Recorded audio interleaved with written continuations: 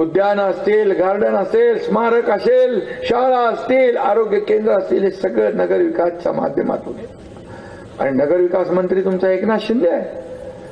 त्यामुळे मी इथं आल्यानंतर माझी जबाबदारी आहे, या वेंगुर्ल्याच्या विकासाला पैसे कमी पडणार नाहीत, हे पुन्हा एकदा मी आपल्याला सांगतो.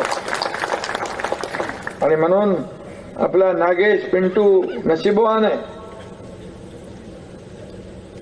अशी लोक तुम्हाला भेटली आहेत. एवढा वेळ कोण थांबते? किती वाजता आले? 4 वाजल्यापासून 8 वाजून गेले. हे प्रेम 8 वाजून नाही, 8:30 वाजून गेले.